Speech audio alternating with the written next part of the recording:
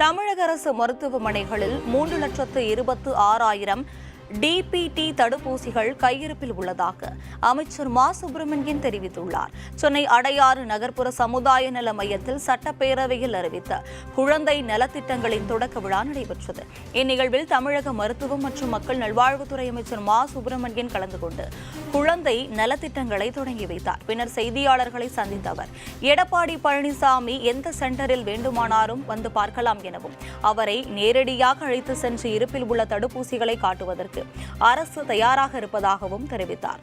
குழந்தைகள் தடுப்பூசி இல்லாமல் அல்லல் படுகிறார்கள் என எடப்பாடி பழனிசாமி குற்றச்சாட்டுக்கு அவர் மறுப்பு தெரிவித்தார். எடப்பாடி பழனிசாமி அவர்கள் டிபிடி தடுப்பூசி பற்றி பேசியிருக்கிறார். அதாவது குழந்தைகள் நலன் பற்றி அவர் அக்கறை கொண்டிருக்கிறார். மிக்க மகிழ்ச்சி. அவருக்கு இந்த மாதிரியான சமயங்களிலாவது குழந்தைகள் பற்றிய ஒரு நல்ல எண்ணம் அவருடைய உள்ளத்தில் உதித்திருக்கிறது என்பதில் சந்தோஷம். அது எப்படி நேற்று இரவு வந்தது என்று தெரியவில்லை.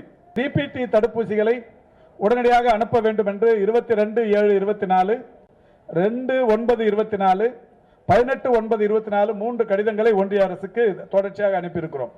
தொடர்ந்து கண்காணித்துக் கொண்டிருக்கிறோம். திரு எடப்பாடியை போல யாரோ எழுதி கொடுத்து நேற்று இரவு திடீரென்று ஞானோதயம் வந்து அவர் சொன்னது மாதிரி இல்லை, தொடர்ச்சியாக செய்து கொண்டிருக்கிறோம். அந்த வகையில் ஒன்றிய அரசும் நமக்கு 20 லட்சம் தடுப்பூசி தரணும். இதுவரைக்கும் நமக்கு 9 லட்சம் தடுப்பூசி கொடுத்துருக்காங்க. இன்னும் டைம் இருக்கு, கொடுத்துருப்பாங்க. இப்ப கையிருப்பு இல்லைன்னு சொல்லியிருக்கிறாரு. முற்றிலும் தவறு. வந்து அவர் எந்த சென்டர்ல வேணாலும் பார்த்துக்கலாம்.